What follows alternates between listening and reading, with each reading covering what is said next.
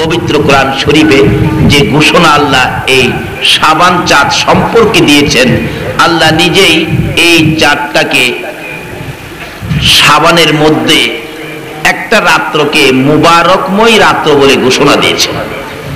সেই রাত্রের বিবরণ বুঝাইতে গিয়ে আখিরি নবীর উম্মতের জন্য কত মর্যাদাবান রাত্রটা, এই শাবানে কোন রাত্রটাকে আল্লাহ মুবারকময় ঘোষণা দিয়েছেন, এটার পরিচয়, এটার বরকত, এটার ক্ষমতা বুঝাইতে গিয়ে আল্লাহ রাব্বুল আলামিন হযরত ঈসা আলাইহিস সালামের সাথে একটা ঘটনা ঘটিয়েছিলেন। কি ঘটনাটা?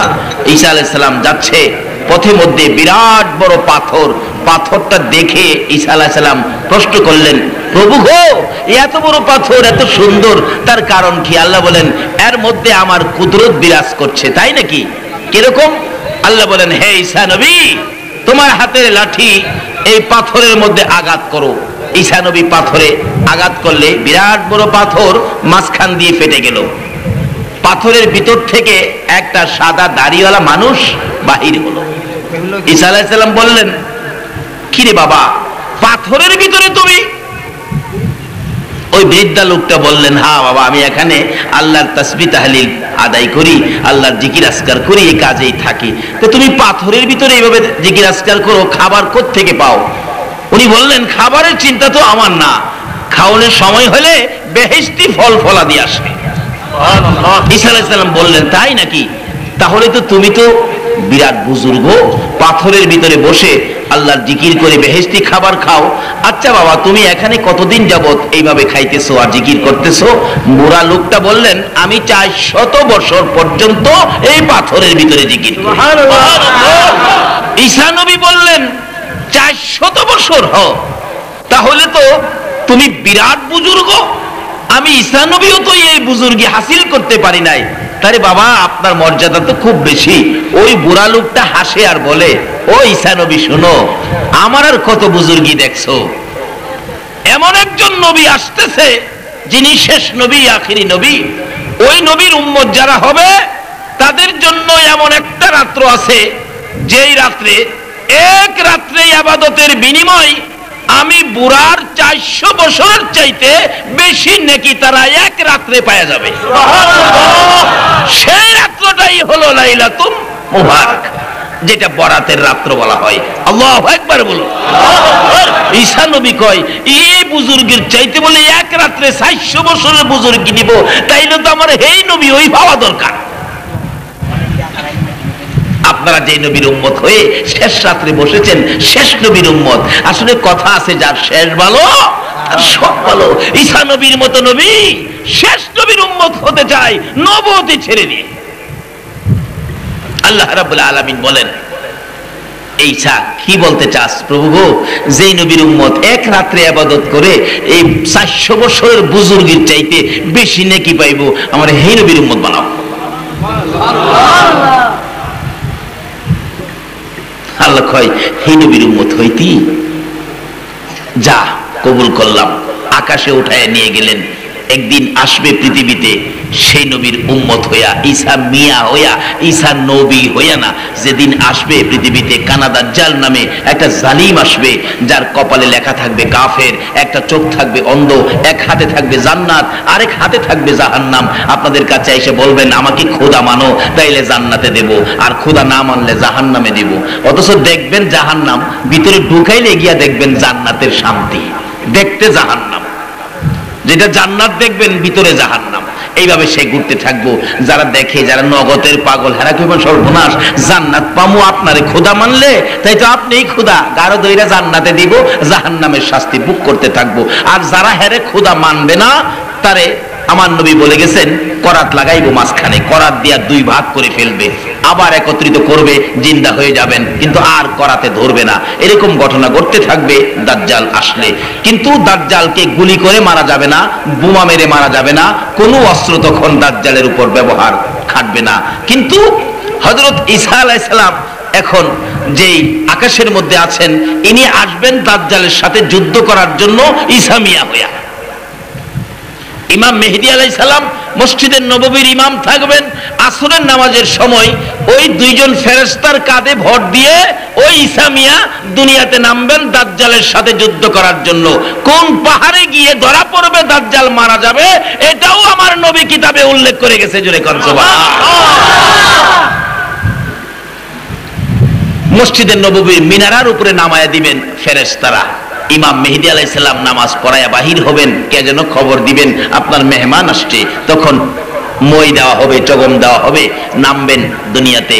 বলবেন হুজুর ফেরেশতারা আকাশ থেকে মিনারাই দিতে পারলো, জমিনে দিতে পারলো না, আবার মই দিতে হবে কেন, চগম দিতে হবে কেন? আল্লাহ এর দ্বারা বুঝাইতে চায় উসিলা দরকার আছে।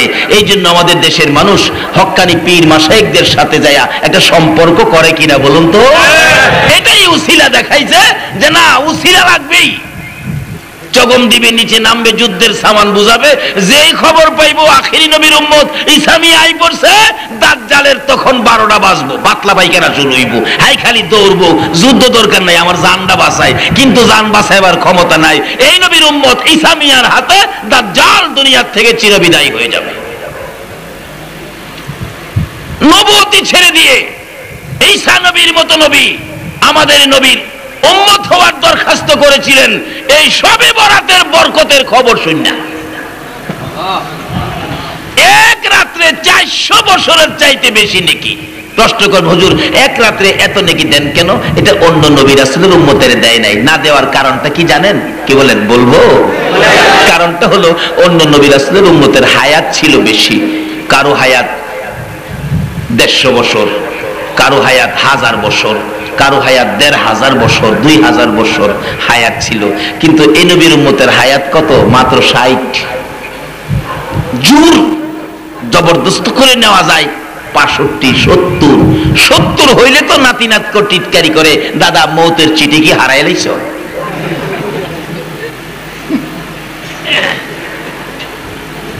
আমার আল্লাহ কয় বন্ধু গো তোমার উম্মতের তো হায়াত কম কিন্তু বরকত তো বেশি। অন্য নবীর উম্মতেরা 2000 বছর হায়াত পায়া নেকি কামাইছে, আর আপনি নবীর উম্মতের আর হায়াত কম, নেকি তো বেশি কামাইতে পারবে না। তাইলে আমি বিশেষ কিছু রাত্র আপনার উম্মতের জন্য বাজেট দিলাম। ধরে কন্যা যেমন দিল লাইলাতুল বরাত, লাইলাতুম মুবারাকা, বরকতময় রাত্র, মুবারকময় রাত্র। এটা শাবানের 14ই দিবাগত রাত্র। কত বরকত দিয়ে দিলেন, আসুন সামনে বাড়ি। এর মধ্যে আল্লাহ বলেন বন্ধু এই রাত্রে 400 বছরের চাইতে বেশি নেকি দিলাম কেন? হেরা 1000 বছর হায়াত পাইছে, 1000 বছর ইবাদত করতে পারছে। আপনার উম্মতদের তো হায়াত কম, এই জন্য মাঝে মাঝে স্পেশাল কিছু সুযোগ দিলাম। এই রাত্রের এক রাত্রের ইবাদতের বিনিময়ে 400 বছর। আচ্ছা কোন তো এইভাবে যদি 50 বছর বাঁচেন আর প্রত্যেক 50 বছরে সবে কদর নসিব হয়, তাইলে এক বছরে 400 বছর, তাইলে 50 4 হইলে কত হইতাছে? 200। 400 2000 বছর। হেরা পাইতো মাত্র 1000 বছর হায়াত, 1500 বছর হায়াত। আপনি 50 বছরে হুদা সবে বরাত পাইলেন কত? 2000 বছরের নেকি। এরপরও সবে কদর রইছে না? একটা সবে কদর যদি কারো নসিব হয় 1000 মাসের চাইতে বেশি নেকি। এখন 1000 মাসের চাইতে বেশি নেকির হিসাব করেন। 1000 তাফসীরের কিতাবে কোরআন শরীফে 1000 উল্লেখ করেছেন। যদি জিজ্ঞেস করা হয় প্রভু গো আপনি 1000 উল্লেখ করলেন কেন? আল্লাহ বলবেন শোনো 1000 গণনা উল্লেখ করার কারণ হলো যখন এই আয়াত শরীফ নাজেল হয় তখন আরবের লোকেরা 1000-এর বেশি গণনা তারা জানতো না। এমন একটা যুগ ছিল না আমাদের দেশে, কোন কোন মানুষ 20-র বেশি গণনা জানতো না। 1 কোটি 2 কোটি এরকম গণতো। আচ্ছা 1 কোটি 2 কোটি যিনি জানে তার কাছে যদি 1 লক্ষ হিসাব দেন, হ্যাঁ বুঝবো? আল্লাহ কই তোমরা যখন 1000 জানো আমি 1000 দিলাম কিন্তু বেশি সাথে রাখলাম। যদি কোনোদিন পৃথিবীর বিজ্ঞান 1 লক্ষ আবিষ্কার করে তাহলে তোমরা ধরে রাখবে এই সবে কদরের বরকত 1 লক্ষ মাসের চাইতেও আরো বেশি। সুবহানাল্লাহ। যদি 1 কোটি আবিষ্কার করে ধরে রাখবে এই সবে কদরের বরকত 1 কোটি মাসের চাইতেও আরো বেশি। জোরে জোরে কন্যা সুবহানাল্লাহ। কেমন নবী পাইলা গো, কারু সিলাই এত জিনিস আমার আল্লাহ আমাদেরকে বাজেট দিয়েছে, একদিন চিন্তা করলেন না।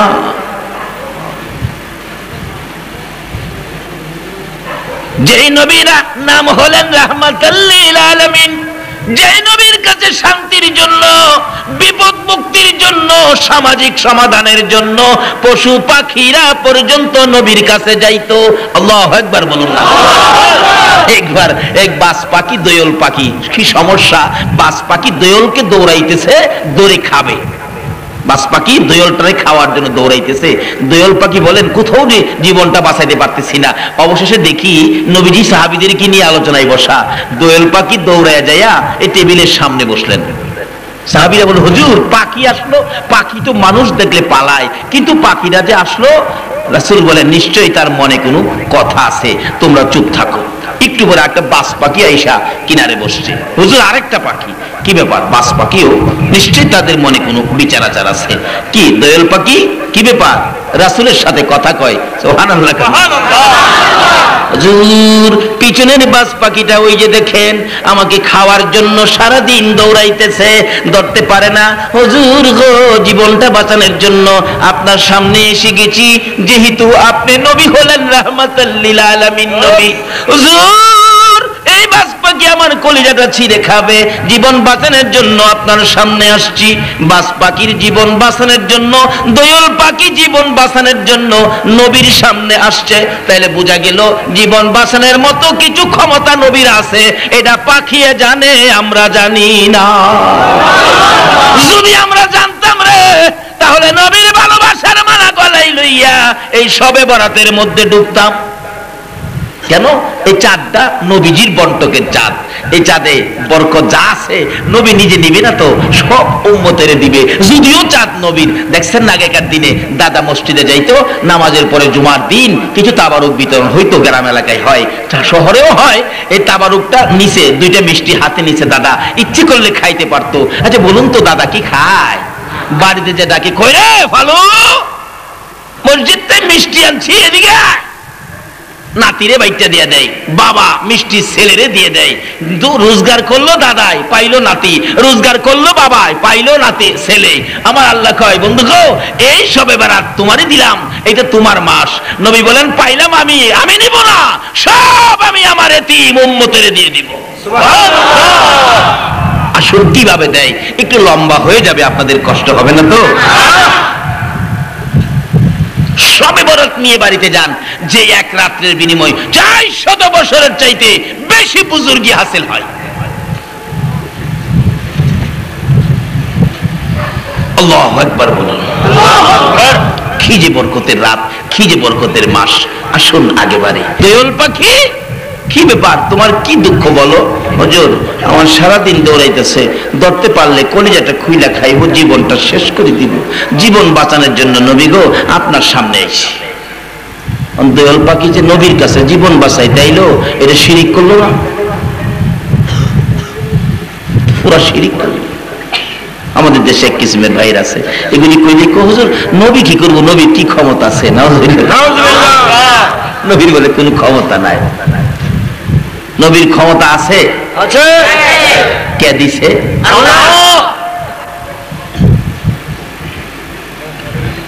কারণ আল্লাহ জগৎটা বানাইছে যার উসিলায়। আল্লাহ বলছে, বন্ধু তোমার লাগে এত কিছু করছি, তুমি যে কেমন প্লেয়ার, তোমার উম্মত যে কেমন প্লেয়ার, তোমার উম্মতের খেলা দেখুম এই দুনিয়াতে, আর তুমি নবীর খেলা দেখামু হাসরেতে। কিভাবে দেখাবে? কোরআন শরীফ সূরাতুর রহমানের মধ্যে মিজান পাল্লার ঘটনা আছে কিনা? মিজান, হাসরের দিন মিজানের পাল্লা দিয়া মাপ দিব। আচ্ছা বলুন তো, মিজানের পাল্লা দিয়া মাপ দেওয়ার দরকারটা কি? আমাদের জীবনে নেক কত আছে আল্লাহ জানে না? আচ্ছা তারপরও সঠিক রিপোর্ট দেওয়ার জন্য দুইজন রিপোর্টার আমাদের কাঁধে আছে কিনা? তাদের নাম জানি কি? কিরামান। আচ্ছা তারা কি টাকা টোকা দিলে কিছু বেশ কম লেখে? সুযোগ নাই। ফেরেশতারা রিপোর্ট দিবে সঠিক, আল্লাহ নিজেও জানে সঠিক, যেহেতু ইনি সামিউম বাসীর। তারপরও মিজানের পাল্লার দরকার কি? আমার আল্লাহ বলবেন, মিজানের পাল্লার দরকার রে, আমি আমার বন্ধুর খেলা দেখাইব। কি খেলা হবে? মিজানের পাল্লা দিয়ে মাপ শুরু হবে। আখরি নবীর উম্মত মাপে তুলবে, নেকির পাল্লা হালকা হবে, গুনার পাল্লা ভারী। আল্লাহ জিজ্ঞেস করবেন, ও ফেরেশতারা মাপের খবর কি? প্রভু গো, অবস্থা ভালো না, গুনার পাল্লা ভারী, নেকির পাল্লা হালকা। আপনি তখন তাকিয়ে থাকবেন কাটার দিকে, হায় হায় নেকির পাল্লা তো হালকা, গুনার পাল্লা ভারী, কি উপায়? চোখের পানি ছেড়ে দিবেন, চিৎকার মারবেন, কই রে আমার দরদি নবী, আল্লাহু আকবার। আমার নবী পাখির মতো উইরা বিপদগামী উম্মতের সামনে হাজির।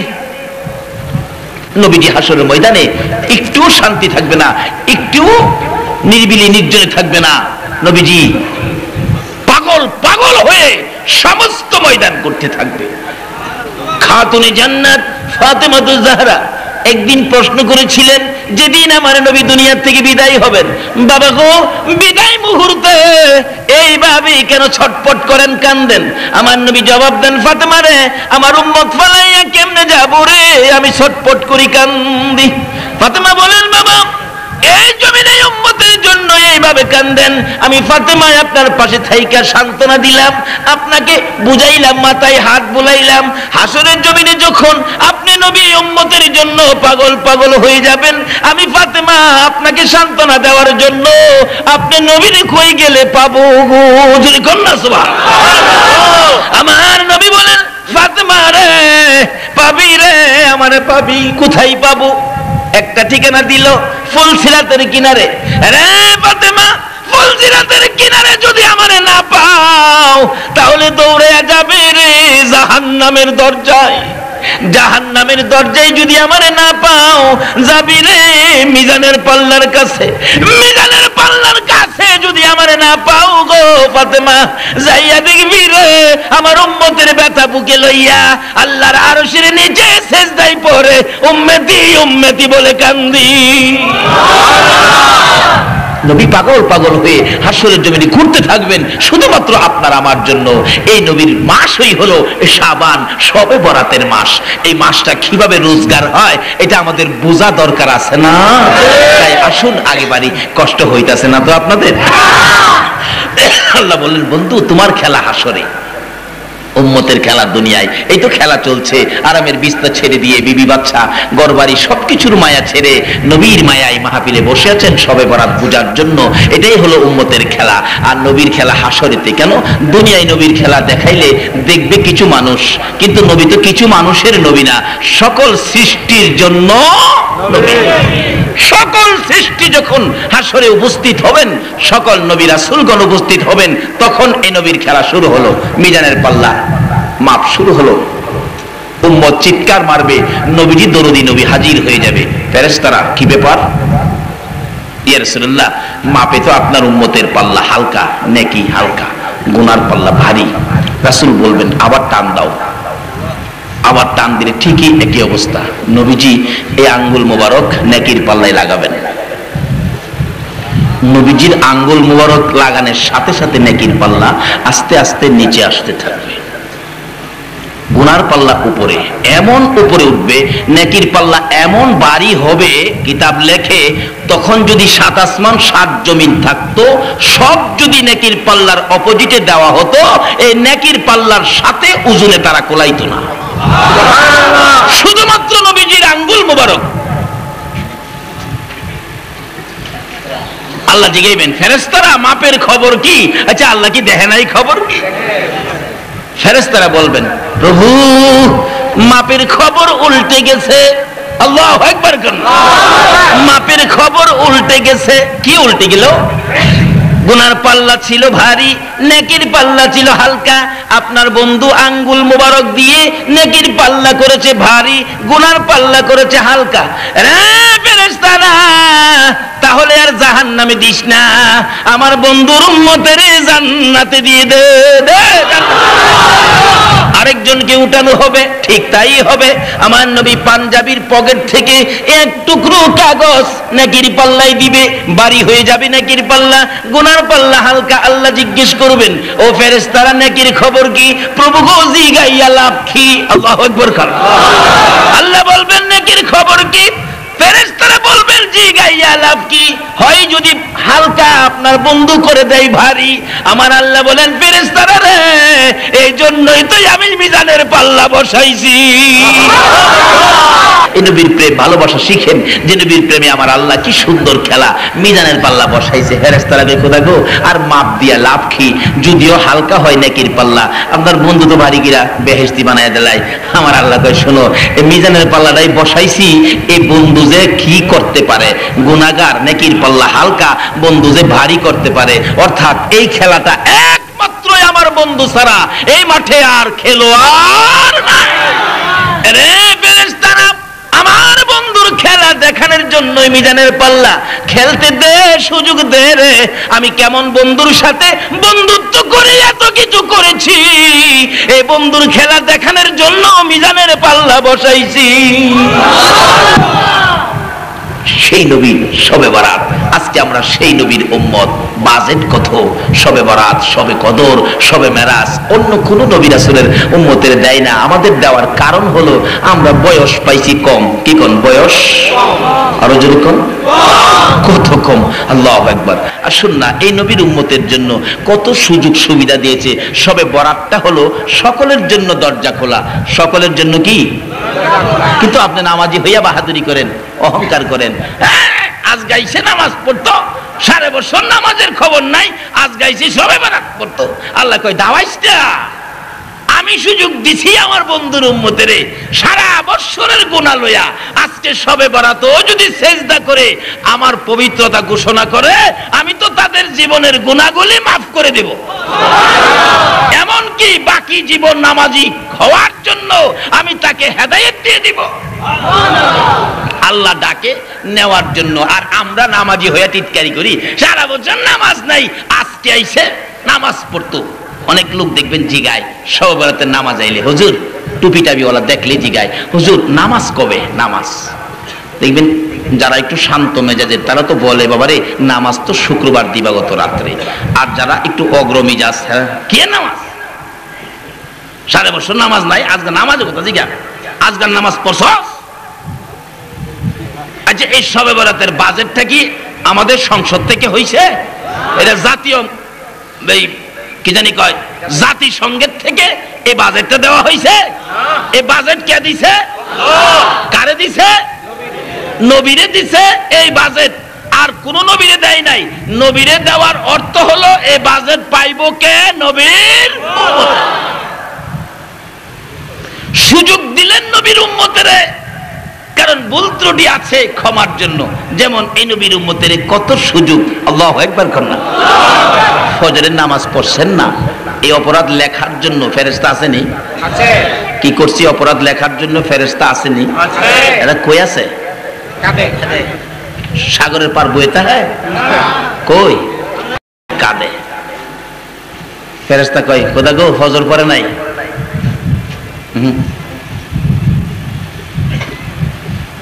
লেখি ফজর পড়ে নাই, আল্লাহ রাখ, জোহর পর্যন্ত দেখ,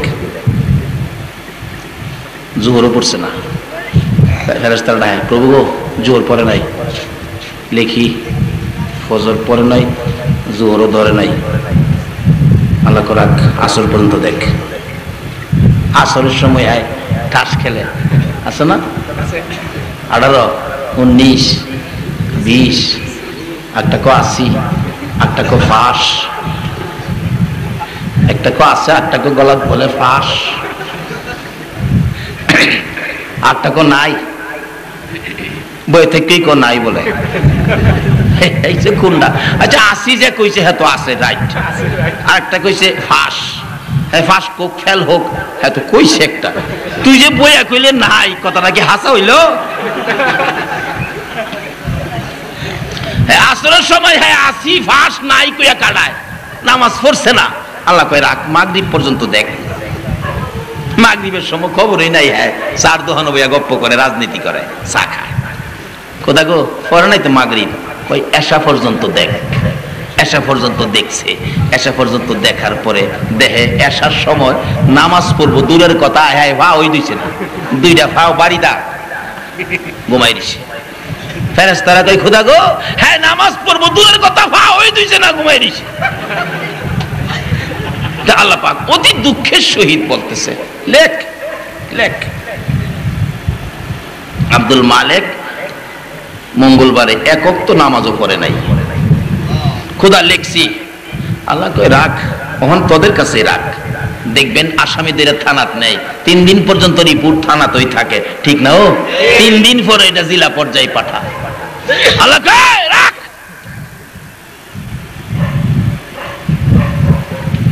একদিনেরটা জমলো, 2 দিনেরটা জমলো, 7 দিনেরটা জমলো। আল্লাহ গো 1 সপ্তাহের হিসাব, 1 সপ্তাহ তো হয়ে গেছে, এখন কি করব? আল্লাহ কয় রাখ, আজকাল জুমার দিন দেহি জুমাটা নি পরে দেহি। কিন্তু বান্দা তো অফিস ছুটি পায়া মার্কেটে গেল না, বই আনতে গেল না, সিনেমার বই আনতেও গেছে না, সিনেমাও দেখে না। ওখানের দিনের এক জাতের মহিলার আছে, শুক্রবার হইলেই হেরা কাজ কাম আগে চাইরালা। কি গো তিব্বতের মা, 2 আগে চাইরালাইস? আজটা বলে বেদের মেজুস না আছে না ওই রোগ আমরা বাংলাদেশ খবর যাইও না, এটা লইয়া ভাড়ায় লাইব।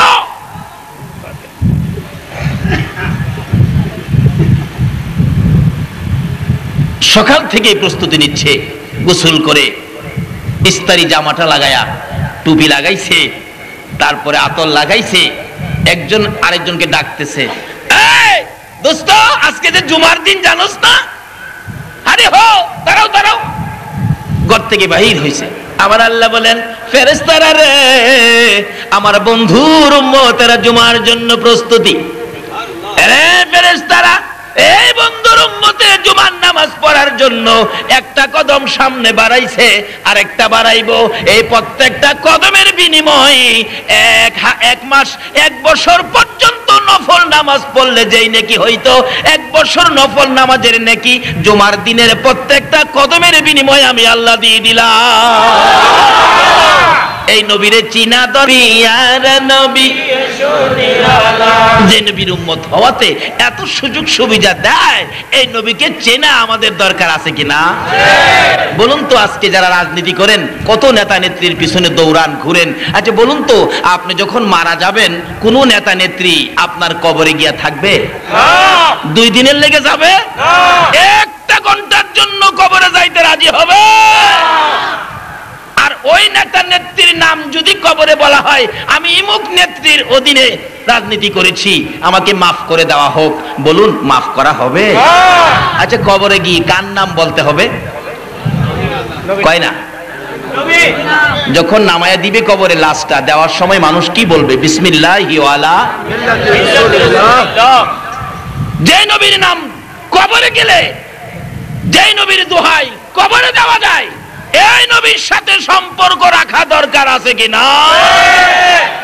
যেই দল করেন, যেই পার্টি করেন, এগুলি সামাজিক ব্যবস্থা, রাষ্ট্রীয় ব্যবস্থা, কিন্তু কবরের ব্যবস্থার জন্য মুহাম্মদুর রাসূলুল্লাহর সাথে একটা সম্পর্ক সকল দলের রাখা দরকার আছে কিনা? বাবার আসুন, কোন নেত্রী নেতার দোহাই কবরে দেওয়া যায় না, দিলেও মানে না, দিলেও কি মানে না।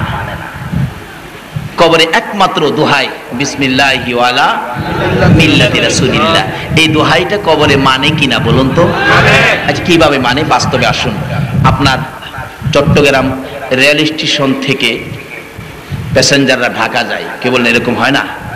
আচ্ছা একবার মন্ত্রীর টেলিফোন, চট্টগ্রামের মেন প্রশাসনের দায়িত্বে যিনি আছে, ইনি কোন কাজে একটু মন্ত্রীর মনে দুঃখ গেছে, মন্ত্রী টেলিফোন করে দিছে, এই আজকে রাত্রে 10টার মধ্যে ট্রান্সফার একবারে রংপুর, 10টার পরে যাতে তাকে চট্টগ্রাম না দেখি। যে সময় টেলিফোন করছে বাজে 9:30, ঢাকা মেল 10:30 ছেড়ে যাবে, 10টার মধ্যে চট্টগ্রাম ছাড়ো। বেচারা কি করবো, মন্ত্রী টেলিফোনে চট্টগ্রাম ছাড়ার জন্য। বিবি বাচ্চা টিভি দেখতেছিল, ধাওয়ায় টাওয়ায় উঠাইলেন, বেডিং পত্র রেডি করতে করতে 10:15 বাইজা গেছে। চট্টগ্রাম স্টেশন আসতে আধা ঘন্টা সময় লাগবে। বলুন তো 10:30 তো ট্রেন ছাইরাই দিবে, না যাইতে পারলে লাল বাতি জ্বালাইবো, কি ঘোষণা। এই বেচারা গাম ছুটতেছে কিনা এখন তো কিন্তু স্টেশনে দৌড়াদৌড়ি করে এসে গেলেন অফিসার সাহেব। স্টেশনে আসার রেলগাড়ির কম্পার্টমেন্টের পিছনের কম্পার্টমেন্টের পাশে দাঁড়ায় রয়েছে, গাড়ি নি ছাইরা দেয় এক চিন্তা, বিবি বাচ্চা আসতেছে না, মালামাল আসতেছে না আরেক চিন্তা। এখন সিগন্যাল দিয়ে দিছে গাড়ি ছেড়ে দিবে, কিন্তু মালামাল আসতেছে না, না ধরতে পারলে চাকরি, আবার বিবি বাচ্চা ফালাইয়া গেলে এখানটা বিপদ। এই অবস্থার মধ্যে অফিসার সাহেব একবার দৌড় দিয়ে গাড়ির কাছে যায়, আবার দৌড় দিয়ে স্টেশনের গেটের কাছে যায়। এই অবস্থা দৌড়াদৌড়ি, কি পেরেশান, ঘাম পড়তেছে, জামা যারা ভিজে গেছে। এই অবস্থার মধ্যে কত বড় বিপদ, তার মান সম্মান সব যাবে যদি কালকে চাকরি রংপুর জয়েন না দিতে পারে। কিন্তু এমন সময় গার্ড সাহেব হুইসেল দিয়ে দিছে, ছেড়ে দিবে। অহন দুইটা চোখের পানি জর্জর করে ছেড়ে দিছে। বিবি বাচ্চার গাড়ি তো আসলো না, গাড়ি তো ধরতে পারলাম না, আমার সব শেষ হয়ে যাবে। এমন সময় গার্ড সাহেব হুইসেল দিলেন, গাড়ি ছাড়বেন। নীল নিশান বাড়ি দেয় নাই। বলুন গার্ড সাহেব নীল নিশান বাড়ি না দেওয়া পর্যন্ত গাড়ি কি চলবে? চলবে না। গার্ড সাহেব দেখে একটা লোক দেখা যায় বড় পেরেশান, কিন্তু লোকটা কিছু পরিচয় মনে হয়। বাঁশি ফু দিলেন, নীল নিশান বাড়ি দেয় নাই তো। নিশানটা হাতের কাছে রাইখা হাঁটতে হাঁটতে 2 কদম পিছে গেলেন, যাইয়া দেখে ছোটকালের বন্ধু, প্রাইমারি ছাত্র বয়সের সাথী আব্দুল মালিকের মতো দেখা যায়। কাছে গিয়ে দেখতেছে তাকায়া, কিছুক্ষণ দাঁড়ায় থেকে কয়, দোস্ত তুই কি মালিক না? অফিসার সাহেব গার্ড সাহেবরে দেখে তাকায় রয়েছে, কয় দোস্ত তুই কি খালেক? আমি তো খালেক, গাড়ির ঘাট। দোস্ত আমি তো চট্টগ্রামের জেলা প্রশাসক, আমার উপরে এরকম হুকুম হইল পোস্টিং আজকের মধ্যে রংপুর যেতে হবে, আমার বিবি বাচ্চা আসে নাই, গাড়ি তো ছেড়ে দিতেছে। গার্ড সাহেব বলে, দোস্ত তোর সাথে আমার ছোটকালের বন্ধুত্ব, শোন তোর বিবি বাচ্চা মালামাল গাড়িতে না আসা পর্যন্ত আধা ঘন্টা লেট হইল গাড়ি আমি ছাড়বো না। গার্ড সাহেবের সাথে বন্ধুত্ব থাকাতে আধা ঘন্টা লেট করে বন্ধুকে নিয়ে যায়। বলুন গার্ড সাহেবের সাথে বন্ধুত্বের কারণে তার কি কোনো বিপদ আর আছে? নাই। আমার নবীর নাম কেন ব্যবহার করবেন? আমার আল্লাহ হলেন মালিক, আমার নবী হলেন গার্ড। আমার আল্লাহ বলেছেন নবী হলেন পৃথিবীর পরিচালক। আল্লাহু আকবার বলো। গার্ড সাহেবের কাছে যদি সম্পর্ক থাকে, গাড়ি আধা ঘন্টা লেট হয়, প্যাসেঞ্জার নিয়ে যাবে, বন্ধু নিয়ে যাবে। এই নবীর সাথে পৃথিবীর রাহমাতুল লিল আলামিন, এই পৃথিবীর পরিচালক গার্ডের সাথে যদি দয়ার নবীর সাথে পরিচয় যদি থাকে, নবীর নাম যদি কবরে যাইয়া বিক্রি করতে পারো, পরিচয় দিতে পারো, তাহলে কবরে আর তোমার কোনো বিপদ থাকতে পারে না। সুবহানাল্লাহ। বাবারা ভাইরা আসুন আগে বাড়ি, কষ্ট হইতেছে আপনাদের? এই মাসের নামটা জানি কি? শাবান। তাই বলতেছিলাম আল্লাহ রাব্বুল আলামিন সুযোগ দিলেন। শাবান কেন দিলেন? এ নবীর উম্মতেরে, অন্য কাউরে তো দেয় না, উম্মতের একটা বিশেষ সুযোগ সুবিধা শাবান। কিভাবে দিলেন? জুমার নামাজ পড়ে জীবনের গুনাহ মাপ চাইলেন। এবার আল্লাহ বলেন, ফেরেশতারা আসরের নামাজের সময় সমস্ত পৃথিবীর আমার নবীর উম্মতের হিসাব কিতাবের খাতাগুলো আমার নবী মদিনায় শুয়ে আছে, মদিনার অফিসে নিয়ে জমা দাও। সুবহানাল্লাহ। সমস্ত উম্মতের এক সপ্তাহের রিপোর্ট জুমার দিন আসরের নামাজের সময় মদিনায় নিয়ে পৌঁছানো হয়। কিন্তু জুমার নামাজও পড়লেন না। সপ্তাহ শেষ, মাস গেল, মাসও শেষ, কি বিপদ হইল রে। কিন্তু আল্লাহ কয়, বন্ধু গো আরেকটা স্পেশাল সুযোগ দিলাম, যেটা শবে বারাত। জুমাও পড়লেন না, মাসও পড়লেন না, শবে বারাতে গিয়ে হাজির হইলেন। মসজিদে জায়গা হয় না, এরকম হয় কিনা বলুন তো? বেড়া জানে না কিচ্ছু, আপনি নামাজি, তাকে ধাক্কা দিয়েন না। আল্লাহ তো আখিরি নবীর উম্মতের মায়া করে শবে বারাতের সুযোগ দেওয়ার ইচ্ছা হলো এই নবীর উম্মতের ক্ষমা করে দিবে। আপনি কেন ধাক্কা দেন? 4.5 বছর নামাজ পড়েন না, আজকে কিসের নামাজ? আইসা পড়ছে, মসজিদ ভর্তি মুসল্লি, দাঁড়াইছে, এক বেটা নামাজও জানে না, পিছনের কাতারে কাড়াইছে, আবার এমনি এমনি যায় দেখে কেটে কেমনি নামাজ পড়ে। ফেরেশতারা কই খোদা গো, ওই যে পিছের কাতারে কাড়াইছে দেখেন না কি করে? আল্লাহ কয় কথা কইস না, এই তো নামাজও খারইছে, কহ একটা কাজ কর, জীবনে আইছে না রে, আজকে সবে বরাতে আইছে, হ্যাঁ বিশ্বাস সবে বরাতে একটা বরকত পাইব, এই আশাই তো হ্যাঁ আইছে। ও ফেরেশতারা তার জীবনের সকল গুনাহগুলি গাঠুরি বানাইয়া হ্যাঁ মাথার উপরে দেয়। ফেরেশতারা সারা জীবনের গুনাহ গাঠুরি বানায়া মাথায় দিছে। আর ইমাম সাহেব হুজুর এশারের নামাজ পড়াইতেছে, কি বড় জামাত। ইমাম সাহেব যখন রুকুতে গেল, বলুন সকল মুসল্লিরা রুকুতে যায় কিনা? যে কোনো গাঠুরি যদি মাথায় থাকে, মাথা নোয়ায়া রুকুতে গেলে গাঠুরিটা মাথায় থাকবে না। কি সিস্টেম করছে আল্লাহ এই নবীর উম্মতের মাফের জন্য। গুনার বোঝা টপ করে পড়ে গেছে ওই সবে বরাত। ইমাম সাহেব ডাক মারছে, সামি আল্লাহু লিমান হামিদা। মুসল্লিরা কি বলতেছে? রব্বানা লাকাল হাম। আল্লাহ কয়, তুই আমারে রব কইছাস? বান্দারে, রব কওয়ার আগে ওই তো তোরে মাফ করে দিছি। তখন দেখবেন যারা জীবনেও নামাজ পড়েন নাই, সবে বরাতে খারিছেন, দেখবেন তখন শরীরটা একটা ঝাঁকি মারবে। ওই সময় রহমতের ফেরেশতারা এসে আপনার সাথে মুসাফা করে খবরটা দেয়, এ আল্লাহ আদরের বান্দা, তুই কি জানোস তোর গুনাহগুলি মাফ? সুবহানাল্লাহ। কাজী আল্লাহ সুযোগ দিলেন আখিরি নবীর উম্মত বলে সবে বরাতে যাইয়া জীবনের গুনাহ লইয়া দাঁড়ারে বান্দা, আমি আল্লাহ বন্ধুর উম্মত বলে মাফ করে দিব। আর তুমি আর আমি কেন বাধা দেই? 5.5 বছর নামাজ পড়ে না, আজকে কি হইব নামাজ পড়লে? আল্লাহ যদি মাফ করে দেয় বলুন আমরার কোনো ক্ষতি আছে? তাইলে আসতে দেন না, আরো আদর করে বলেন, বাবারে কালকে সবে বরাতের নামাজ, জীবনে তো পড়ছো না নামাজ, কালকেও যে দাঁড়াও, হয়তো কালকে জীবনের গুনাহ মাফ করে দিয়ে একটা হেদায়েতের নিশান আল্লাহ কি আমাদের হাতে দিতে পারে না? এরকম বহু ঘটনা জানা আছে। হুজুর গত সবে বরাতের নামাজ পড়ার পর থেকে আর হুজুর নামাজ ছাড়ি না। আমার মসজিদে আয়োজন হয়, বৈরব বাস স্ট্যান্ড মসজিদে। শুধু আয়োজন না, অলৌকিক ঘটনাও ঘটেছিল। আপনারা ক্যাসেটের মধ্যে একটা খবর পাইছেন, সাপের ঘটনা? জি জি, ক্যাসেটে পাইছেন সাপের ঘটনা। এই তো 3-4 বছর আগের ঘটনা এটা। সবে বরাতের দিন, ঠিক সবে বরাতের দিন এশারের নামাজ, তখন শীত ছিল, এখন তো গরমে আইসা পড়ছে, শীত ছিল 4-5 বছর আগের ঘটনা। এবার এশারের নামাজের সময় শীত, এই জন্য নামাজের সময়টা একটু পিছিয়ে দিলাম। ব্যবসায়ীরা, দোকানদাররা বলে হুজুর এশারের জামাতটা একটু পরে দিলে আমরা সকলে জামাতটা পড়তে পারি। 8:30টায় দিলাম। 8:30টায় নামাজ শেষে বসলাম একটু আলোচনা করার জন্য। সবে বরাত কোন নবীকে দিলেন, সবে বরাতের তাৎপর্য বরকত কত, এই আজকের মতে আলোচনায় বসলাম। বসে এই নবীকে কেন দিবেন না, এই নবী দুনিয়াতে আসার সময় কত ঘটনা ঘটেছে, নবী দুনিয়াতে আসার সময় আমার আল্লাহ রহমতের দরজা খুলে দিয়েছে। এই শানের উপর, এই নবীর উপর আমি একটা গজল গাইতেছিলাম। কি গজল? আকাশেতে লক্ষ তারার জুনাক জ্বলেছে, আল্লাহ তাআলা রহমতেরই দুয়ার খুলেছে।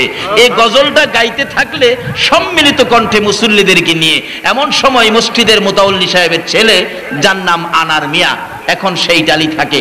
আনার মিয়া মিম্বরের কাছে আইসা আমার কানে কানে কয়, তোফাজ্জল ভাই মসজিদের ভিতরে একটা সাপ আইসা গেছে, আপনি বলে দেন সাপটারে যাতে কেউ কিছু না করে। এটা কল্পনা নয়, কল্পনা নয়, কাল্পনিক নয়, বাস্তব ঘটনা। বিশ্বাস না হলে বৈরব বাজারে গিয়ে প্রমাণ করেন। এই গজলটার সময়, নাতে রাসূলের সময়, সাপটা মসজিদের ভিতরে ঢুকে গেছে। বলুন সাপের মধ্যেও নবীর ভালোবাসা আছে কিনা? কিভাবে আছে? এই তো সামনে যাইতেছি, কষ্ট হবে আপনাদের? বাবা রাত্র তো আমার 2 ঘন্টা তো হয়েই যাইতেছে। 12:30টায় শুরু করলাম, 2:30 কাছাকাছি হয়ে গেছে গা। 10 মিনিট গেলে 2:30 হয়ে যাগা। কি করল? এর মধ্যে আধা ঘন্টা বাড়ায়া দিলে আজকে কষ্ট হবে না তো? আসুন আগে বাড়ি। এক ভাই যারা নবীর ভালোবাসা পছন্দ করে না, এই ভাই কয় যে সাপে হি কান আছে, সাপে শুনতো। সাপের বলে কান নাই, আসলেও কান নাই। আচ্ছা কান নাই দেখে কি সাপে শুনে না? শুনে, শোনার ব্যবস্থা দিছে না? হ্যাঁ, নবীর মহব্বত, নবীর শান মানতে রাজি না আর কি। মানে নবীরে ভালোবাসক, এটা এর কাছে কি অথচ আল্লাহ কইছে ভালোবাসার ব্যক্তি একজন, ভালোবাসার পার্সন পৃথিবীতে একজন, আমার সৃষ্টিকুলের মধ্যে একজনই ভালোবাসার পার্সন, ইনি হলেন মুহাম্মাদুর রাসূল। ফাত্তাবিউনি ইউহিব্বুকুমুল্লাহ। সাপের মধ্যে নবীর ভালোবাসা আসেনি? নবী যখন আবু বকরকে নিয়ে হিজরত করে মদিনায় যাবে, গারে সুর পাহাড়ের গুহায় আশ্রয় নিলে সর্পগর্তের ভিতর আবু বকরকে দংশন করলেন। নবীজি লালা মুবারক দংশনকৃত জায়গায় লাগাইলে বিষ পানি হয়ে গেলেন, সুস্থ হয়ে গেলেন আবু বকর। সর্প বাহির হলো, হুজুর আমাকে মাফ করেন, আমি আবু বকরকে ধ্বংসন করার জন্য এখানে বসি নাই, আমি বসেছিলাম আজ থেকে 6 মাস আগে আকাশ বাতাসের কাছে খবর পেয়েছি আমার রাসূল এই রাস্তায় মদিনায় যাবে, কাফেরদের যন্ত্রণায় এই গুহায় আশ্রয় নিবে। আর আমার ইচ্ছা ছিল আল্লাহর নবী গো, এই গর্তের মুখের উপর বসে থাকবো, আপনার দুশমনের মোকাবেলা করব, প্রয়োজন হলে আপনার জন্য আমার জীবনটা দিয়ে দিব। রাসূল বলেন, সাপ আমার জন্য তুমি এত পাগল? তাহলে সাপের মধ্যেও নবীর ভালোবাসা ছিল কিনা? সকল পশু পাখির মধ্যে এই নবীর ভালোবাসা ছিল কিনা? ছিল। এইবার সাপ তো আইসা মসজিদের ভিতরের বারিন্দা পার হয়ে জানালার গ্রিলের মধ্যে বসে, আমি এরকম মিম্বরে বসে আলোচনা করতেছিলাম, আইসা গ্রিলের মধ্যে বসে আমার দিকে তাকায় বসে রয়েছে। যতক্ষণ আলোচনা চললো, অথচ বাহিরেও মানুষ ভিতরেও মানুষ, সাপটা এইভাবে তাকায় রইল। 4 ঘন্টা পর্যন্ত সাপটা ছিল। লোকেরা কাছে যায়, কেউ আবার লেজে ধরে টান দেয়, পোলাপান বুঝেন না, কিন্তু সাপ এতিমের মতো তাকায়া চোখটা ঘুরায়, কিচ্ছু কয় না। এটাই বুঝি বলতে চায়, তোমরা কেন আমাকে বিরক্ত করতেছো? আমি তো আমার নবীর ভালোবাসায় এসেছিলাম। অবশেষে বাস স্ট্যান্ড সেক্রেটারি ক্যাসেটের মধ্যে উল্লেখ আছে, জনাব সগীর মিয়া আমার চাচা হয় সম্পর্কে, উনি যায় বলে, চাচা মানুষ খালি সাপ দেখে, আশপড়শি মহিলারা পর্যন্ত আসতেছে চান মিয়া হাজির মসজিদে গায়েবী সাপ আইছে দেখার জন্য। এমন সময় সগীর মিয়া সাহেব সাপের মাঝখানে দৌড়ে বলতেছে, এই সাপ তুমি এখানে বসে নামাজের ক্ষতি করতেছো কেন? মাঝখানে দৌড়ে সাপটাকে বাহিরে ফেলে দিলেন, কিন্তু সগীর মিয়াকেও সাপটাই কিছু করে নাই। এই শবে বরাতের দিন এই নবীর আশেক হয়ে, পাগল হয়ে সর্প পর্যন্ত মসজিদে উপস্থিত হতে পারে। আজকে এই শবে বরাতের তাৎপর্য বুঝতে দেয় না এক কিসিমের মানুষ।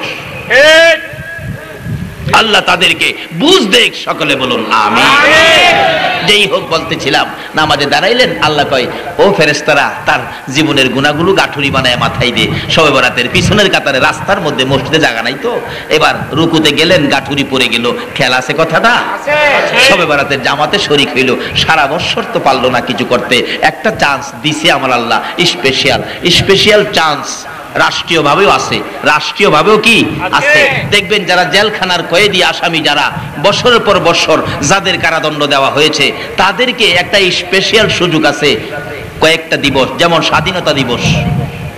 এই দিবসে কিছু কয়েদিকে স্পেশাল ক্ষমতায় প্রেসিডেন্ট মাফ করে দেয়, প্রেসিডেন্টের স্পেশাল ক্ষমতায়।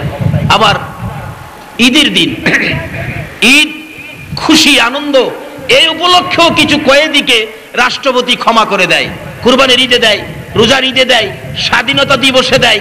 এরকম বিশেষ কিছু দিনে একটা রাষ্ট্রপতি অপরাধীকে ক্ষমা দেয়। আল্লাহ কয়, একটা রাষ্ট্রপতি বিশেষ দিনে অপরাধী ক্ষমা দিতে পারে, আমি আল্লাহ কি ক্ষমা দিতে পারি না? এই শবে বরাতের রাত্রে যারা নামাজে দাঁড়াইছে, বন্ধুগো, আমি আল্লাহ তাদেরকে ক্ষমা করে দিলাম। ক্ষমা কিভাবে পাইছেন না পাইছেন নিজেরাই টের পাবেন, দেখবেন তো ইনশাআল্লাহ আসতেছে শবে বরাত। যাই হোক, আমার মসজিদে সমস্ত রাত্র অসংখ্য অগণিত মানুষের অবস্থান, চারিপাশে বিছনা দিয়ে কুল পাই না, সারা রাত মানুষ পড়ে থাকে। আচ্ছা বলুন তো, পড়ে থাকার কারণটা কি? যেহেতু শুনছে এই নবীর উম্মতের জন্য শবে বরাত বরকতময় রাত্র, মুবারকময় রাত্র, এই বরকতের ভাগী হওয়ার জন্য এইভাবে দুর্বল কাতর হয়ে পড়ে থাকে, আল্লাহ কেন তাদেরকে দিবে না? যাই হোক, এবার ফেরেশতারা বলেন, রুকুতে গেছো, দাঁড়াইবার আগেই তো তোমারে মাফ করে দিছে, গাঠুরি তো পড়ে গেছে, দাঁড়াইছে, দেখে এখন শান্তি লাগে, শরীরটা হালকা লাগে, শরীরটা যেন ঝাঁকুনি মারছে। তখন চোখের পানি ছেড়ে দেয়, প্রভু গো নামাজ তো খুব ভালো লাগে, আগে জানলে জীবনে নামাজ ছাড়লাম হইলে না। এবার রুকুতে যাইতেছে, আল্লাহু আকবার ডাক মারলে ইমাম সাহেব রুকুতে যাই, মুসল্লিরা সেও তো যাইতেছে।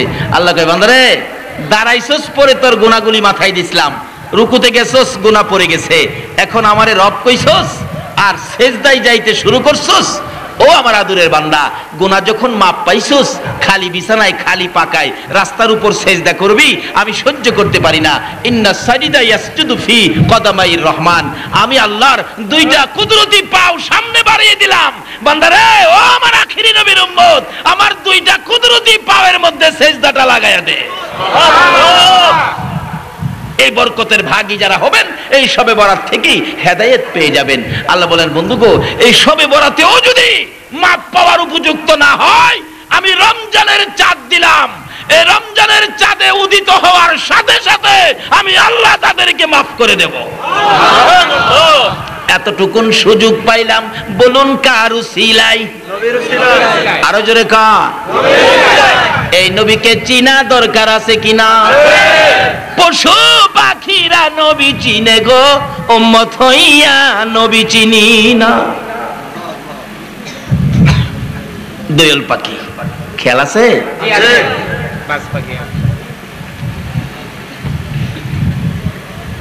হুজুর এই বাস পাখিটা আমাদের সারাদিন যাবত দৌড়াইতেছে, আমার গাঁটটা বাইঙ্গা খাইবে।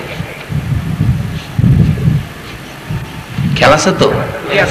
কিন্তু দোয়েল পাখি মনের দুঃখ লইয়া কার কাছে আইলো? দোয়েল পাখি জানে এই নবীর কাছে গেলে দুঃখ নিবারণ হবে, কিন্তু আমরা উম্মত হইয়া, অথচ এই নবীর উম্মতের জন্য কত সুযোগ সুবিধা। আমরা তো কিছু হইলেই বাদ, নামাজ পড়লেই বাদ।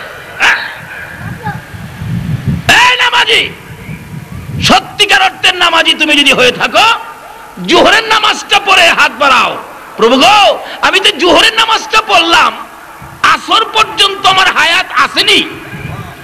যদি আসর পর্যন্ত হায়াত না থাকে, এই জোহরের নামাজটা কবুল করে আসরের আগেই আমারে মাফ করে দাও। আচ্ছা জোহর পরে এরকম মোনাজাত করছেন, পারবেন কেউ বলতে? পারবেন না। খালি নামাজ পড়ে দেখাইতে যান আমি একটা নামাজি। নামাজ এই জন্য নয়, অহংকার তাকাব্বুরের জন্য নামাজ নয়। নামাজ হলো আখিরি নবীর উম্মত হওয়া, আল্লাহকে খুশি করার জন্য নামাজ। আসর পড়লেন, হাত বাড়ান, প্রভু গো আসর যে পড়লাম, মাগরিব পর্যন্ত আমার হায়াত আছে কি? যদি মাগরিব পর্যন্ত আমি না বাঁচি, তাহলে আমার মাগরিবের আগেই এই আসরের উসিলায় আমাকে মাফ করে দেন। এইভাবে মোনাজাত করে করে নামাজ পড়ে দেখেন নামাজ যে কত মজার জিনিস। এইভাবে নামাজে যারা ঢুকেছে তারা জীবন যায়, নামাজ ছাড়ে না। আর এখন নামাজ পড়ে 2-3 ওয়াক্ত হয়ে কয় না মজা নাই, আগেরটাই বলা। অথচ নামাজ কত মজার জিনিস, ইবাদত নামাজ কত দামি জিনিস। এক হিন্দু ভদ্রলোক, অভাবী সংসার, বেচারা শবে বরাতের সময় মানুষ এভাবে বীর মসজিদে বিবির সাথে পরামর্শ করে, বিবি গো শবে বরাতে বলে রিজিক বন্টন করে আল্লাহ, শবে বরাতে বলে ভাগ্যের পরিবর্তন করে, দাবি দেওয়া শুনে ভাগ্যে ভেজাল, ভালোর জন্য দরখাস্ত করলে আল্লাহ বলে পরিবর্তন করে দেয়। আমাদের তো জীবনটাই গেল খায়া না খায়া কষ্টের মধ্যে। একটা কাজ করিল কি, মুসলমান হয়ে যাই, মুসলমান হয়ে যাই, দুইজনে মিল্লা শবে বরাতের রাত্রে কান্নাকাটি করব, আল্লাহ নিয়ে আমাদের ভাগ্য পরিবর্তন করে। আল্লাহু আকবার খান্না। শবে বরাতের রাত্রে ডাকলে আমার আল্লাহ ডাক শোনেনি, তার প্রমাণ হলো আমার শ্বশুর। আমার শ্বশুর আমি দেখি নাই অবশ্য, আমার বিয়ের আগে উনি মারা গেছেন। বাড়িতে যাওয়ার পরে শুনি ওনার জীবনের আলোচনা।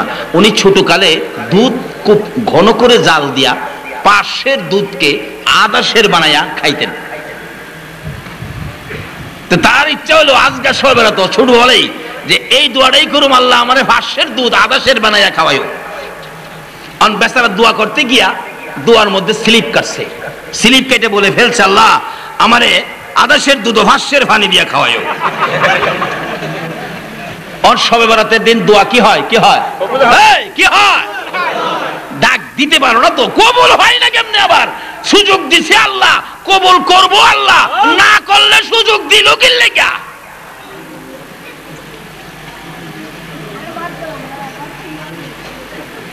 দোয়া তো কবুল। আমার শাশুড়ি এখনো বেঁচে আছেন। উনি বলেন, বাবা আপনার শ্বশুর যতদিন দুনিয়ায় ছিল এই আদর্শের দুধের মধ্যে ভাষ্যের পানি দিয়া খাইতে হইছে, আর বেশি পানি কম পানি দিয়া দুধ বেশি দিয়া জাল দিয়া খাইলেই তার পেটে ব্যথা উঠতো।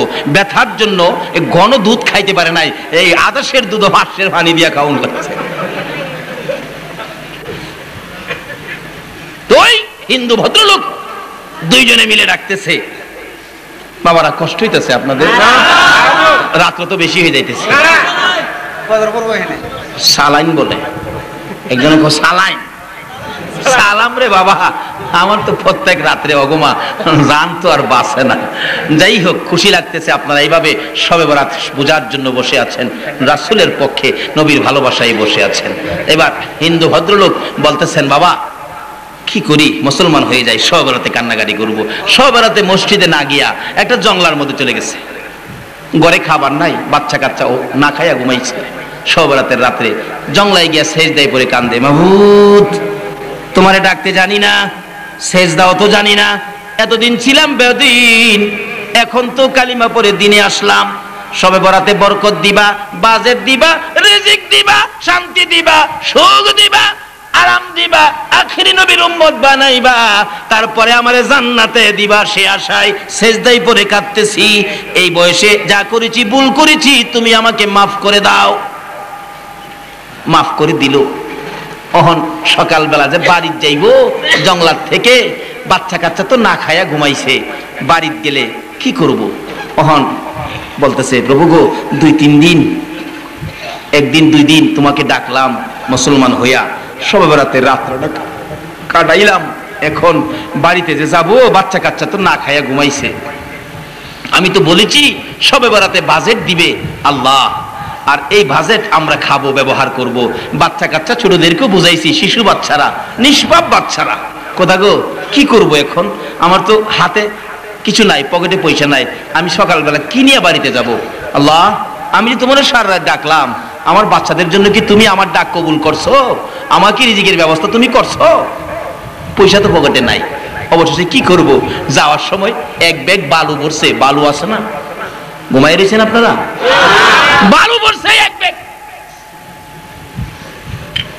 2টা বোতলের মধ্যে পানি ভরছে, তেলের জন্য 2 বোতল পানি বইরা যাইতেছে, আর কইতেছে, খোদা গো, ও খোদা তুমি না শবে বরাত ডাক শোনো, সুযোগ দিছো, আমি ডাকছি, বাচ্চা কাচ্চাগুলি না খাইয়া ঘুমাইছে, এখন আমারে দেখলেই তারা ভাববে আমরা মুসলমান হয়েছি, আল্লাহ আমাদের খাবারের ব্যবস্থা করবে, কোথা গো, কিন্তু আমি তো কোনো ব্যবস্থা দেখতেছি না, বিদায় আমি এক ব্যাগ বালু বললাম। আল্লাহ যা চিন্তা করিস না, যাইতে থাক। বাড়ির কাছাকাছি গেছে, তার বিবি ডাকে, ও আমার সন্তানেরা উঠো, দেখো আমার কেমন আল্লাহ আজকেই তোমাদের খাবারের ব্যবস্থা করেছে। বিবি তো খুশি, বাচ্চাদেরকে দেখায়, আর হেই বেচারা সোহের পানি সারে, খোদা গো বালু কি কি, আল্লাহ আমাকে লজ্জা দিও না, আমারে বেইজ্জতি করো না, তোমার নামের উসিলাতেই তো বালুগুলি বলছি, আল্লাহ তুমি একটা ব্যবস্থা কইরো। বাচ্চার কাছে যাইবার আগে আল্লাহ কয়, চিন্তা করিস না, আমি বালুরে অস্ট্রেলিয়ার আডা বানাবো, এই ক্ষমতা আসেনি আল্লাহর। যদি তা বিশ্বাস না হয় তাহলে ওমর ফারুক রাদিয়াল্লাহু তাআলা আনহুর জীবনী খুলুন। ওমর যখন মদিনার শাসক ছিলেন, ঘোষণা ছিল আমার রাজত্বের এলাকায় কেউ অন্যায় করতে পারবে না, কেউ মদ খাইতে পারবে না, কেউ নারী নির্যাতন করতে পারবে না, কেউ কাউরে কষ্ট দিতে পারবে না। এটা আমার রাসূলের বিধান নয়, এটা আমার আল্লাহর হুকুম নয়, কাউরে কষ্ট দেওয়া।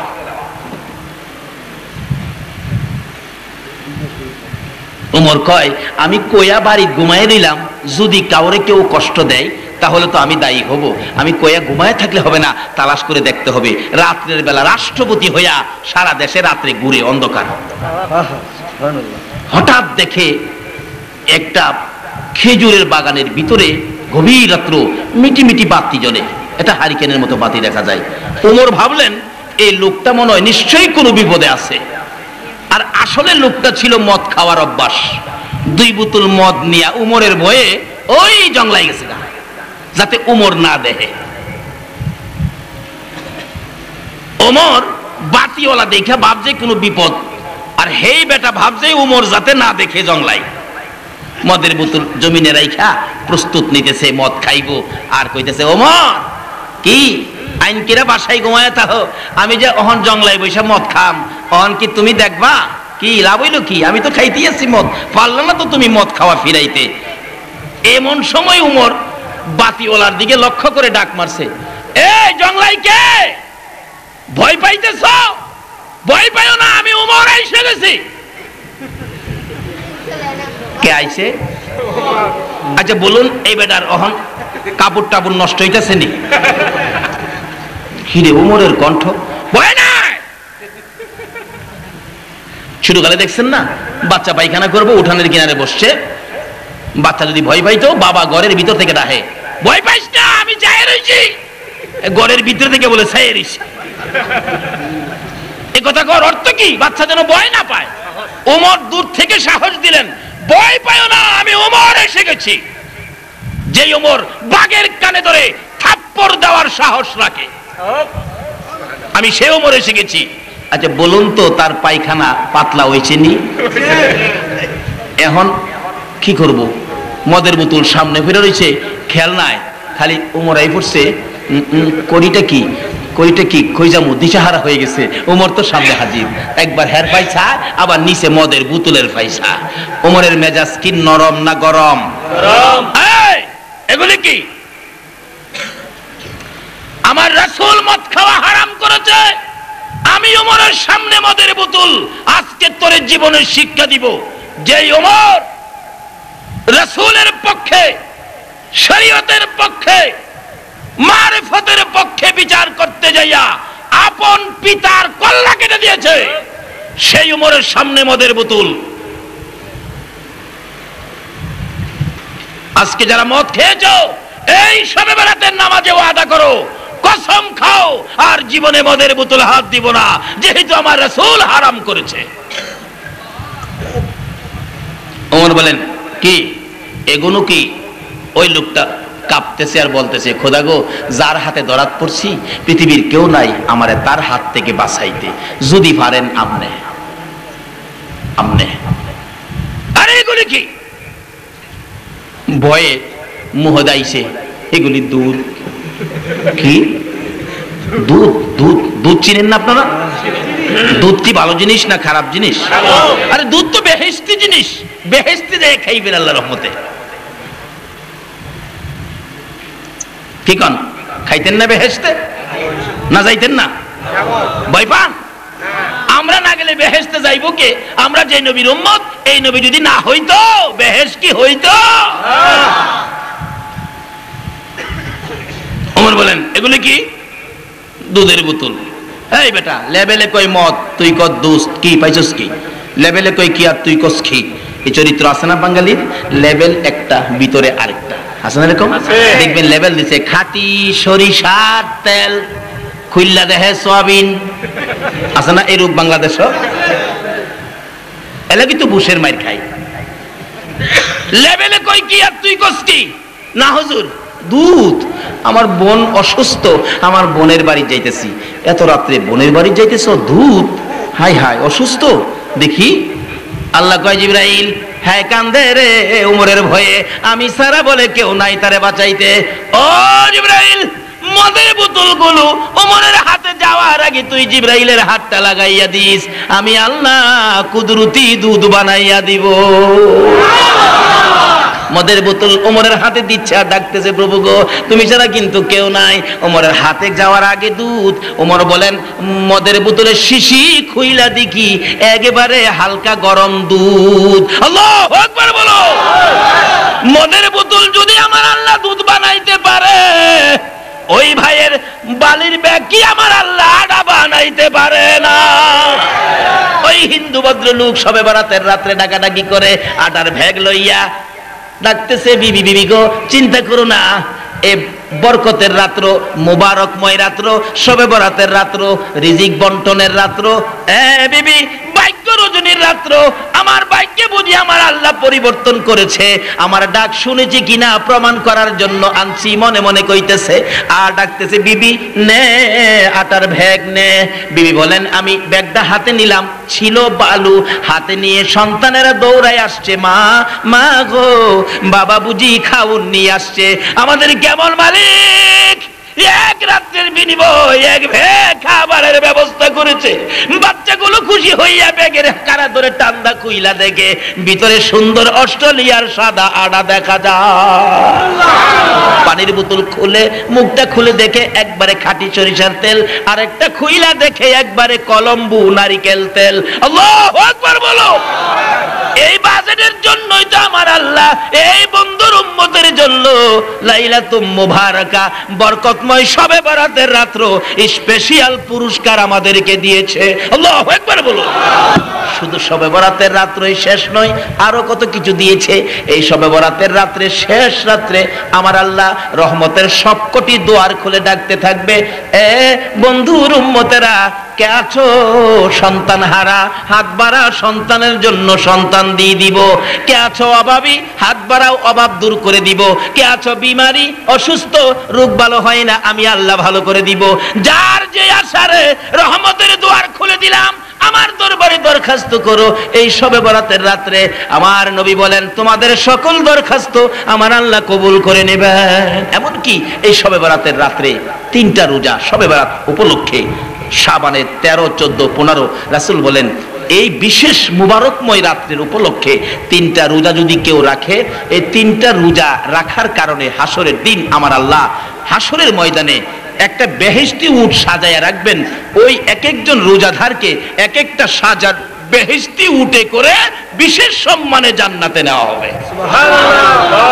এমনকি শাবানের 3টা রোজা রাখার ওই রোজাদার সন্ধ্যার সময় যখন ইফতারি করতে বসবে, রাসূল বলেছেন, গত খুতবার আলোচনা, রাসূল বলেছেন এক একটা রোজাদার যখন ইফতার খাইতে বসবে, ইফতার মুখে দেওয়ার আগে আমি নবীর উপর, যেহেতু এটা আমার মাস, আমি নবীর উপর 3 বার যদি কেউ দুরূদ শরীফ পড়ে ইফতারটা মুখে দেয়, তার জীবনের সকল গুনাহ আমার আল্লাহ মাফ করে দেবে। সুবহানাল্লাহ।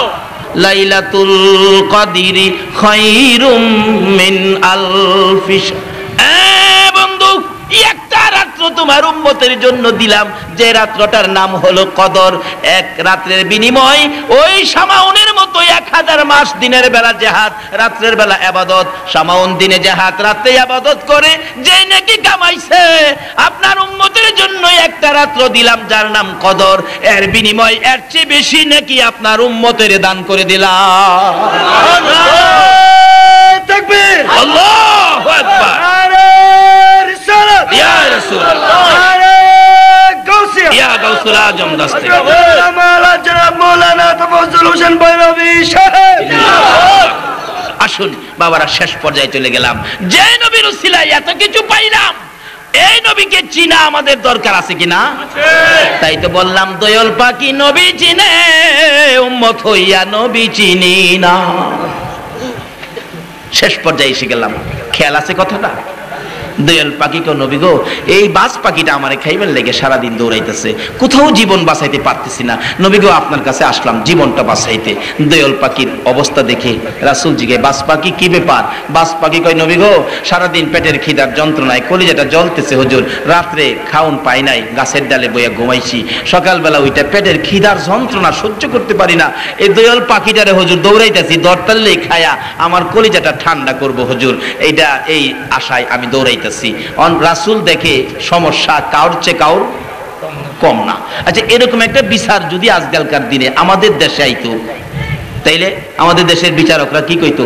দয়াল তুই দিলা 5000, তুই দিলা 5000, 2 মাস পরে বিচার হইব। এরকম রূপ আছে না আমরা বাংলাদেশে? এদেশের বিচারকটাও বিচার করে টাকা খায়া আবার নামাজও পড়ে, কি লাভ হবে? রাসূল বলেছেন 1 নলা খাবার হারামের থাকলে 40 দিন পর্যন্ত একটা নামাজও কবুল হবে না। বাবারে, নিজের চরিত্র পরিষ্কার করো। কত সুযোগ এই নবীর উসিলায়, এই নবীর কথা মতো জীবনটারে গড়ে তোলো। আল্লাহ সেই তৌফিক দেখ, সকলে বলুন আমিন। কিন্তু নবী বিচার করে, কি সুন্দর বিচার।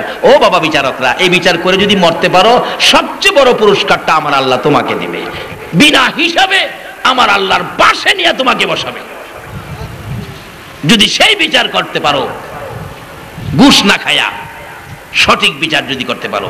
এবার নবী বিচার করে, দয়াল পাখি আয়, টান দিয়ে হাতে বসাইছে। নবীজির হাতে যে পাখিটা বসছে, বলুন এই পাখির দাম বাড়ছে কিনা? আজকে পাখিটা ছোট্ট দোয়েল পাখি, বলুন আমাদের দেশে এটা কোন পাখি হয়েছে? জাতীয় পাখি হয়ে গেছে। অথচ এর চেয়ে বড় কত পাখি আছে, আছে না? এইটা দেখলে বাইরে মারতে যায়, আর এটারে জাতীয় পাখি বানাই কেন? নবীর আদর পাইছে। নবীর আদর পাইলে, শুধু একটা পাখি যদি জাতীয় পাখি হইতে পারে, নবীর আদর পাইলে কোন উম্মত, আল্লাহ বলেন সে আমার জান্নাতি হবে। জোরে কোন যাও, তোমার ভয় নাই, যাও। দয়াল পাখি খুশি উইরা উইরা যাইতেছে। বাস পাখি কই খাইছে আমারে, দয়ালটা যখন চাইরা দিছে এতে আমারে বুঝি ধরবো। দয়াল পাখি বিদায়। এই বাস পাখি, হুজুর মাপ চাই, আমি আর খাইতাম না হুজুর, খাওয়ান লাগলাম, সাইরা দিন জায়গা। আচ্ছা হ্যাঁ রে, দইরা রাখছিন? হ্যাঁ তো দূরেই বসা, সাইরা দিন হুজুর জায়গা। কয় না এদিকে হুজুর মাফ করে দেন, খাইতাম না হুজুর, খাইতাম না। আরে এদিকে আয় না, তোর না বলে ফেরে খিদা, আয় এদিকে আয়।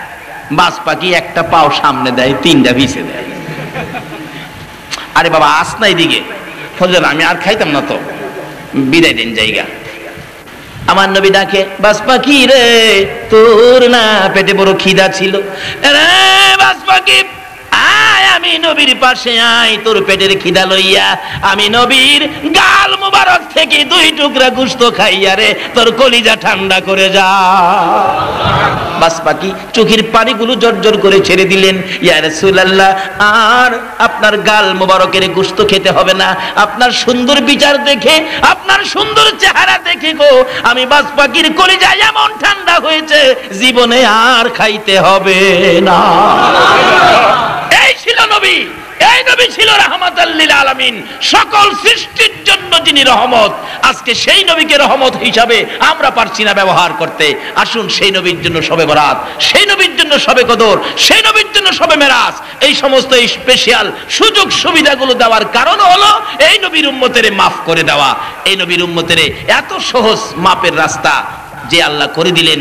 আসুন সে আল্লাহকে চিনি, সেই নবীর উম্মত হই, সে নবীর কথা মানি, আমরা নামাজি হই, মা বাবার খেদমত করি, সুদ ছাড়ি, ঘুষ ছাড়ি, মদ খাওয়া ছেড়ে আল্লাহ আল্লাহ রাসূলের ভালোবাসার মালা গলায় পরি। যেদিন আধা দুপুরে সূর্য থাকবে, মাথার মগজ গলে গলে নাকে চোখে কানে দিয়ে বাহির হবে, এদিন শবে কদর আপনার উপর রহমতের ছায়া ধরে বলবে, বন্ধু আসো, তোমার কোনো ভয় নাই, আমি শবে কদর তোমাকে জান্নাতে নিয়ে যাব। এই বিশেষ রাত্রগুলো এই নবীর উম্মতের জন্য বাজেট। আসুন এই রাত্রগুলোর সাথে সম্পর্ক করি, এই শবে বরাতের সাথে সম্পর্ক করি। 3টা রোজা অন্তত পক্ষে 13, 14, 15 রাখি। নবীজি 3টা রোজা অবশ্যই রাখতেন। মা বোনদেরকেও বলবেন তোমরাও 3টা রোজা রাখো, আর 3টা যদি একেবারে না পারেন অন্তত পক্ষে 2টা রোজা করেন, 14, 15। আল্লাহ আমাদেরকে সেই শক্তি, সেই বুঝ দান করুক। সকলে বলুন আমিন। রব্বুল আলামিন জান্নাতের বাগানে বসে জান্নাতি মেহমান লইয়া আমি গুনাহগার এ গভীর রাত্রে তোমার শাহী দরবারে হাত বাড়াইলাম। আমিন। মাবুদ একবারে খালি হাত বাড়াই নাই, তুমি যার প্রেমে সব বানাইছো, যার উপর দুরূদ ও সালাম প্রেরণ করতেছো, ওই নবীর উপর দুরূদ ও সালাম মদিনা পাঠাইলাম। আমিন। তুমি আল্লাহ নামের জিকির ও আদায় করলাম। আমিন।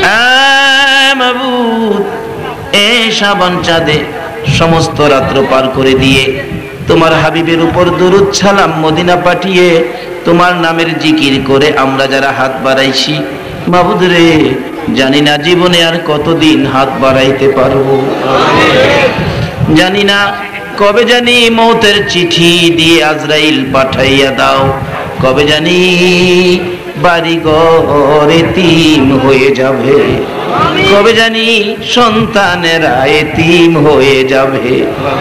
এ বরকতময় শাবান চাঁদে আমরা যারা হাত বাড়াইছি, মাবুদ রে এক নবীর জন্য যদি এত কিছু করতে পারো, তুমি কি নবীর উম্মতের মাপ দিতে পারো না?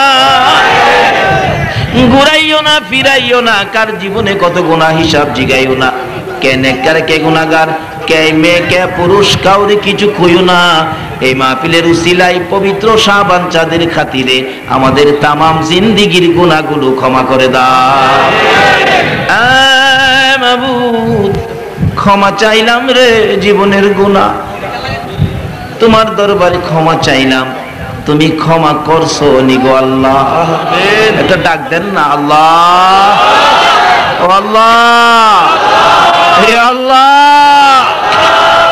মাবুদ জীবনের গুনাহ মাপের আশায় তোমার বান্দারা দি তোমার আল্লাহ আল্লাহ গুইয়া ডাকলো। ওই মা বাবা যার কবরে ঘুমিয়েছে এই মাহফিলের উসিলায় তাদের কবরগুলো জান্নাতের বাগান বানাইয়া দাও। মাবুদ গো শুধু জান্নাত নয়, কবরগুলো দয়ার নবী মায়ার নবী রওজার সাথে যোগ করে দাও। ইয়া আল্লাহ যাদের মা বাবা দুনিয়াতে আছে হায়াত বাড়িয়ে দাও। ইয়া আল্লাহ মা বাবা কেমন জিনিস বুঝার তৌফিক ছেলে মেয়েদেরকে দান করে দাও। ইয়া আল্লাহ খাস করে এই মাহফিলের আয়োজন যারা করেছে, গাউসিয়া কমিটির সদস্য ভাইয়েরা, ব্যবসায়ী ভাইয়েরা, টাকা পয়সা সাহায্য সহযোগিতা বুদ্ধি পরামর্শ দিয়েছে, দূর দূরান্ত থেকে মাহফিলে এসে শরীক হয়েছে, সারা রাত কাটিয়ে দিয়েছে, সকলকে তুমি আপদ বিপদ আযাব গজব অ্যাক্সিডেন্ট বালা মুসিবত শয়তানের শয়তানি দুশমনের দুশমনি হইতে বাঁচাইয়া রহমত বরকত শান্তি দ্বারা ভরপুর করে দাও গো আল্লাহ। এই মাহফিল পবিত্র শাবান চাঁদে শবে বরাতের বরকতের আশায় এ পর্যন্ত যারা আলোচনা শুনেছে সবাইকে তুমি শবে বরাতের বরকত, রমজানের বরকত, শবে কদর সহ নসিব করে দিও গো আল্লাহ। ইয়া আল্লাহ আমাদের সকলকে তুমি আপদ বিপদ থেকে বাঁচাও। আমাদের মধ্যে যারা অভাবী অভাব দূর করে দাও। আমাদের মধ্যে যারা বিমারি বিমার শেফা করে দাও। হসপিটালে যাইতে হবে এমন রোগ কাউকে দিও না গো আল্লাহ। হসপিটালে যাওয়ার রোগ যদি কারো থাকে এই মাহফিলের উসিলায় তুমি মাফ করে দাও। মাবুদ যারা নামাজি নামাজ কবুল করো, যারা নামাজ পড়ে না নামাজের বুঝ দান করো, যাদের ছেলে নাই ছেলে দাও, যাদের মেয়ে নাই মেয়ে দাও, যাদের ছেলেও নাই মেয়েও নাই ছেলে মেয়ে দিয়ে কলিজা ঠান্ডা করে দাও। ইয়া আল্লাহ যারা কাজ কামের ব্যবস্থা নাই রুজি রোজগারের ব্যবস্থা করে দাও। অনেকের ছেলেরা বিয়ের উপযুক্ত, বিয়ের ব্যবস্থা করে দাও। অনেকের মেয়েরা বিয়ে দিতে পারে না, বিয়ে দেওয়ার ব্যবস্থা করে দাও। ইয়া আল্লাহ তোমার আখিরি নবীর উম্মতের সকল দুঃখ দূর করে রহমত বরকতের বাগী করে দাও গো আল্লাহ। ইয়া আল্লাহ অনেকে বিদেশ থাকে সহি সালামতে রাখো।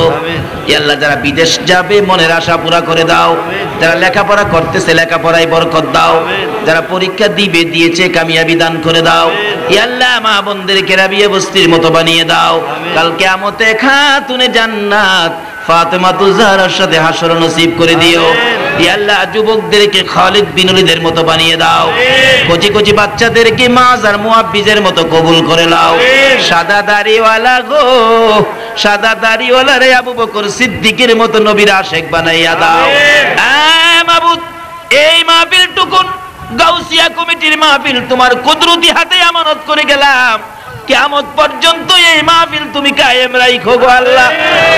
এই মাহফিলের উসিলায় এই এলাকার মধ্যে রহমত বরকতের ফায়সালা করে দাও গো আল্লাহ। ইয়া আল্লাহ আমাদের বাংলাদেশটাকে তুমি হেফাজতে রাখো। যতগুলো দরখাস্ত করলাম সবগুলি তুমি কবুল করো।